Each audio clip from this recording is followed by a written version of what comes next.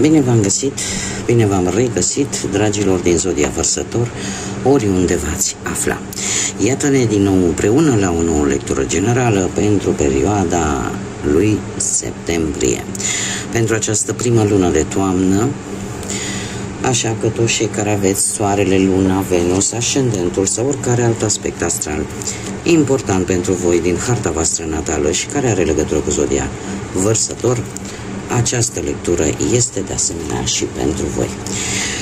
Desigur, nu trebuie să uitați, este totuși o lectură generală, așa că vă rog să luați decât acele mesaje care vor rezona cu voi. Restul, lăsați-le să zboare în univers, pentru că sigur sunt pentru alte energii, care într-o mai mică sau mai mare măsură au legătură cu Zodia Vărsătorului. Bun, începem această lectură. Toți cei care deja am urmărit de ceva vreme, am scos câte o carte din oracolul frunzelor de ceai, câte o carte pentru fiecare săptămână a lunii septembrie, în așa fel încât să avem așa o imagine cât de cât de ansamblu de lucrurile importante care ar putea avea loc în această lună. Prima săptămână din septembrie avem buzduganul, se pare că există o energie, există o anumită persoană care va încerca să vă forțeze să faceți ceva împotriva voinței voastre. Va încerca să vă schimbe poate punctul de vedere, va încerca poate să vă facă să acționați într-un mod total diferit față de felul în care voi ați fi vrut să acționați. Cea de-a doua săptămână vine cu o mână strânsă, da? O întâlnire foarte importantă. O întâlnire cu cineva pe care nu l-ați mai cunoscut până acum, dar care va avea un efect foarte important pentru voi. Toate aceste lucruri pot avea loc atât pe planul profesional, financiar sau sentimental. Cea de-a treia săptămână vine cu un eveniment care să vă incite să vă incite interesul, să vă facă să fiți un pic într-o stare de extaz.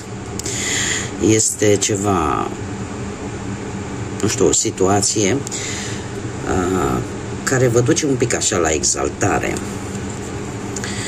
Cea de-a patra săptămână din septembrie vine cu o mare fericire, o mare bucurie care ajunge în viețile voastre. E ca și cum, în sfârșit, într-un fel sau altul,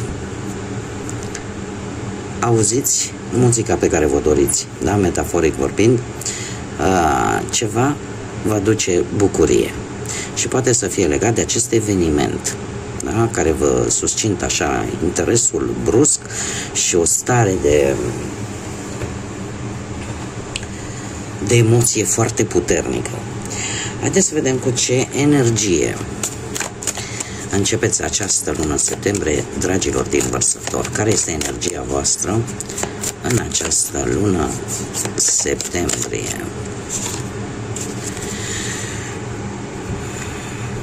Energia voastră este una de căutare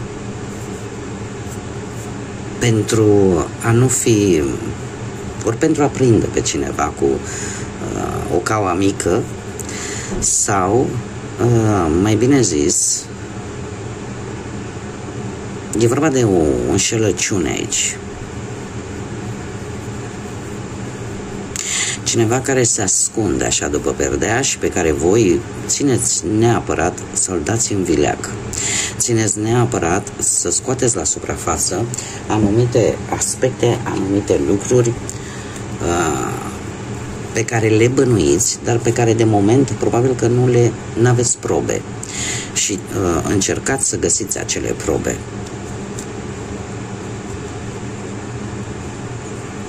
Dar aici e vorba de aș zice de o situație ori de trădare posibil, sau poate voi nu vreți, nu sunteți dispuși să plătiți oalele sparte ale altora și încercați să găsiți efectiv dovezi și să faceți poate ce este drept, ce este corect. Simțiți voi că cineva vă înșală încrederea. Mare grijă să nu vă surprindă în căutarea acestor probe, totuși. Haideți să vedem ce ne spune tarotul. Ce vine pentru dragii mei din Vărsător în această lună septembrie, pe plan profesional, material sau sentimental. Ce vreau să vă mai spun, această energie dă foarte bine cu ce se va întâmpla în prima săptămână, când cineva va încerca să se folosească de voi, să vă facă să faceți un lucru împotriva voinței voastre. Are legătură foarte mult cu energia voastră și voi încercați să găsiți probe în așa fel încât lucrurile să nu iasă chiar așa. Haideți să vedem ce ne spune tarotul. Și începem, bineînțeles, cu planul profesional. Planul profesional, da, se pare că este destul de afectat, ca să zic așa, pentru că avem un 5 de bâte care vorbește de niște tensiuni la locul de muncă, de niște tensiuni provocate de un conflict, de un joc destul de murdar pe care probabil că alții îl fac în încercarea lor poate de a vă discredita, în încercarea lor poate de a avea postul pe care voi îl aveți. Așa că mie cărțile îmi vin ca și sfat să încercați să nu le răspundeți. Așa cum bine am văzut, găsiți în liniște probe, în așa fel încât să demonstrați poate nevinovăția, să vă demonstrați faptul că vă faceți treaba cum trebuie, sau dacă vorbim cumva și de căutarea unui job, e posibil ca acel respectivul job să aibă mai mulți candidați. Și atunci voi faceți-vă treaba exact așa cum trebuie. Da? Adică fiți siguri pe ceea ce voi știți să faceți. Adică dacă vă duceți la un interviu, fiți atenți să aveți tot ceea ce vă trebuie la voi, toate documentele, să vă faceți un plan, da, vis-a-vis de respectivul interviu, pentru că lucrurile se pot rezolva. Acel job poate să fie al vostru. Mai ales că avem acest 2 de monede care ne vorbește de o atenție mărită pe un aspect important în ceea ce ține de muncă. Da? Fiți preciși, atenți, pentru că asta vă poate aduce un echilibru și asta poate aduce schimbarea pe care voi o așteptați din punctul ăsta de vedere profesional. 10 de cupe, ce să vă spun, că este oamenii în final, până de-a lungul lui septembrie, dacă vorbim de un job în care voi aveți anumite altercații cu șefii, cu colegii sau cu alte persoane de acolo, va ieși la lumină faptul că sunteți importanți la locul de muncă. Oamenii încet, încet își vor recăpăta încrederea în voi și există șanse pentru cei care căutați un job să găsiți totuși acel job, să reușiți să câștigați acel post pentru care voi vă pregătiți. Doar că trebuie să fiți pregătiți temeinic, să aveți tot ceea ce vă trebuie și să nu vă duceți total nepregătiți acolo. Dar șanse ca lucrurile să se schimbe în bine există. Mergem mai departe, cei care sunteți, eu te treceam imediat la viața sentimentală, dar nu, acum discutăm despre bani, despre situația financiară pentru voi, dragilor din Vărsător. Banii, eu aș spune că sunt, nu știu dacă unii dintre voi, posibil, către sfârșitul lui septembrie, să fie nevoie să cheltuiți niște bănuți, ori că pe chestiuni medicale, ceva legat poate de spate, de picioare, sau pur și simplu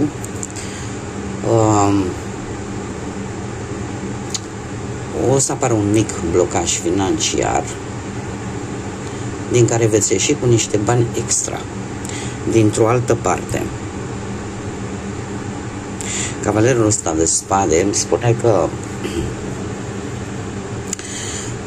vrei să concretizezi ceva, vrei să, nu știu, că vrei să deschizi propria afacere, vrei să deschizi un local,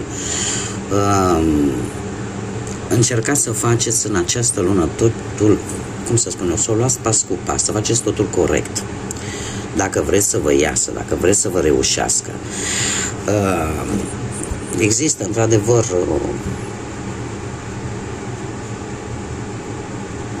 un gând din partea unora dintre voi de a face un împrumut, de a face un credit. Pentru alții, aș spune că banii vor veni, nu vă așteptați să vină din pur noroc. Nu. Banii general pentru luna lui septembrie vor veni din munca voastră, în urma muncii voastre. Și e posibil să apară niște bonificații,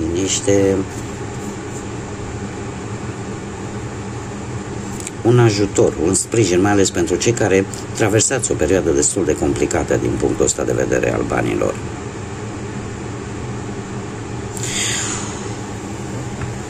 Atât că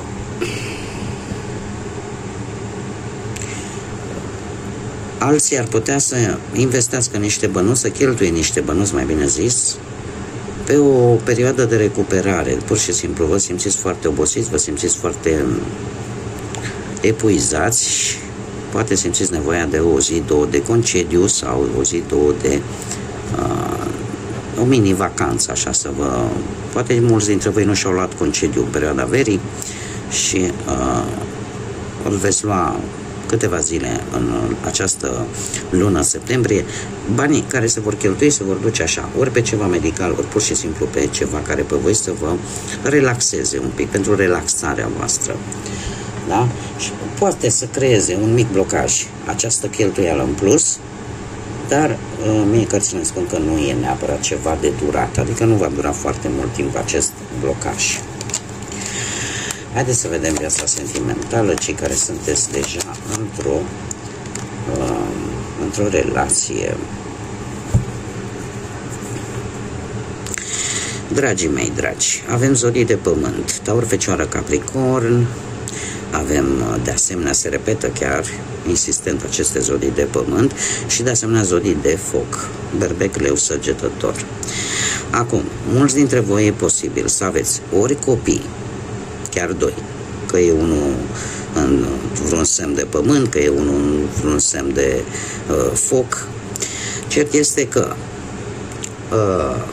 în relația voastră există cineva aici e foarte răbdător și sunt lucruri care eu aș zice că, uite, încep școala, de exemplu, copiii încep școala și sunt lucruri la care trebuie să contribuiți amândoi. Dom'le, ce trebuie la copil? Îi trebuie una, aia. E un fel de sprijin reciproc ca relația să și funcționeze bine. Eu aș mai zice că sunt situații în care relația e posibil să fie intrat poate într-o ușoară monotonie, chiar dacă iubirea există. Poate să fie și acest lucru. Și atunci se cere chiar să dați așa un nou impuls relației. Alții se pot afla la începutul unei relații, da? Relația să fie în faza ei de început și atunci lucrurile merg de la sine, merg bine. Există pasiune, sunt lucrurile alea inerente de la începutul fiecărei relații în care lucrurile merg perfect ok în această lună pentru cei care se regăsesc în această situație. Cum am mai spus, dacă e vorba de copii la mijloc, am aici o energie foarte tânără care poate veni cu o veste. O veste care să-ți aducă o schimbare. O veste care să-ți aducă o schimbare, aș zice, destul de pozitivă. Adică să acționeze cumva și în interesul relației voastre.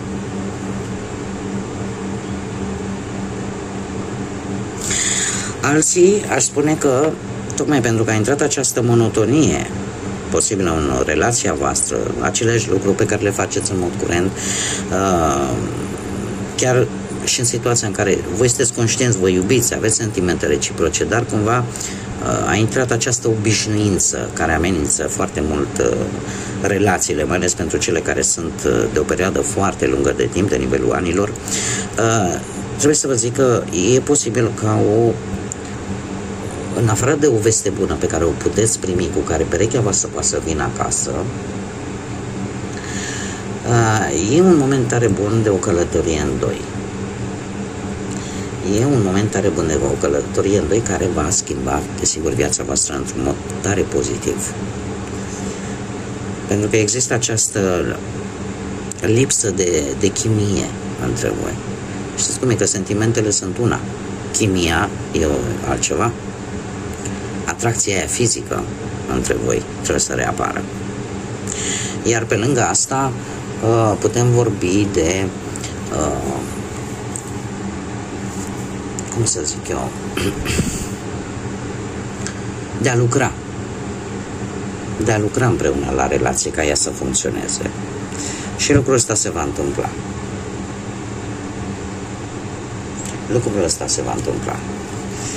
Așa că până la finalul, în mare parte așa pe general, chestiunea cu copiii poate să fie într-adevăr. Și copiii pot veni, cum am mai spus, unul din ei poate să vină, cei care aveți doi, și în special cei care au conexiune cu zodiile de foc, poate să vină și pur și simplu să-ți dea o veste bună care pe tine să te bucure, dar în relație cumva, știi? Uite, dragă, a venit băiatul, nu știu, nu mai trebuie să cumpărăm nu știu ce cărți. Dau un exemplu. Da? Și atunci e de bine, adică e o veste bună.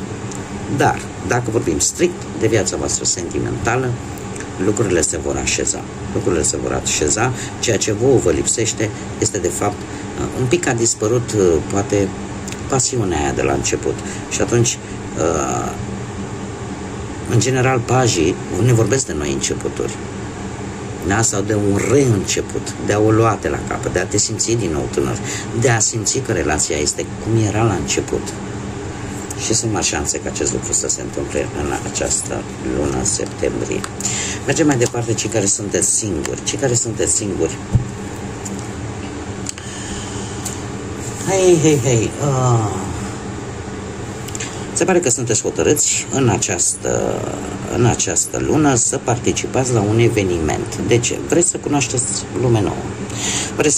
lume nouă. Și simțiți voi așa că într-un fel sau altul ai o atracție magnetică, vei avea o atracție magnetică vis-a-vis de ceilalți, vei atrage privirile la un eveniment important care va avea loc în această lună.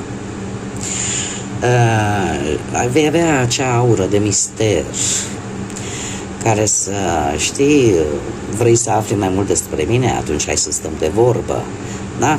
Ceva de genul acesta.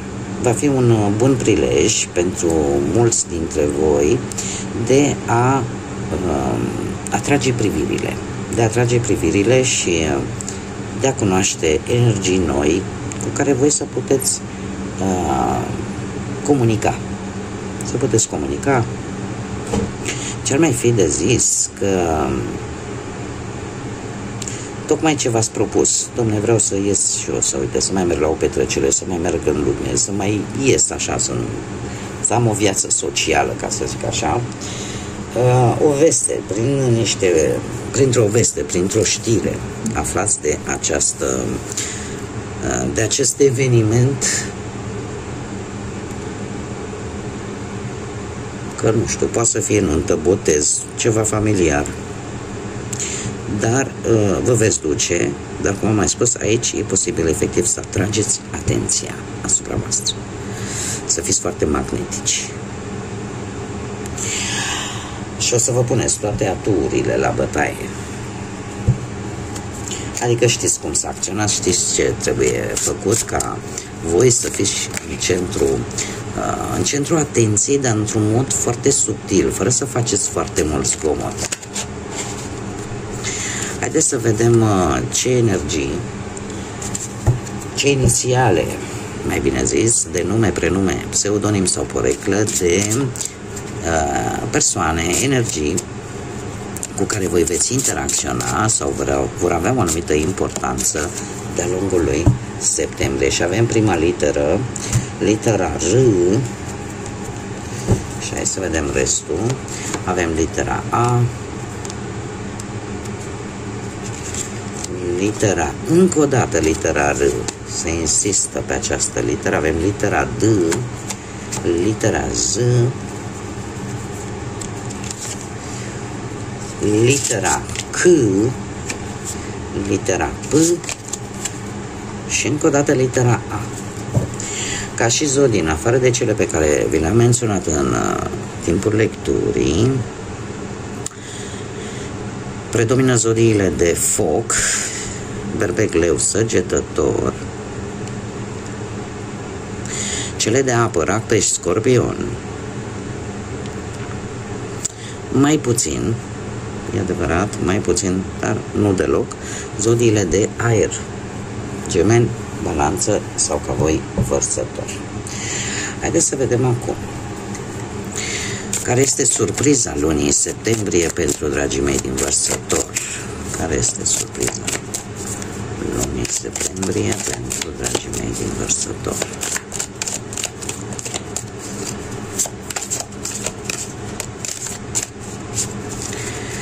Haideți să vedem. Și avem numărul 10. Se pare că ori în data de 10 septembrie, ori la 10 zile sau 10 săptămâni de când voi urmăriți această lectură, ceva o va lua de la început. Vei începe încă o dată ceva. Că e o situație, că e o relație, ceva o va lua de la început. Haideți să vedem și ce ne spune Universul, ce mesaj are Universul pentru voi, dragilor din Vărsător, pentru luna septembrie. Care este mesajul?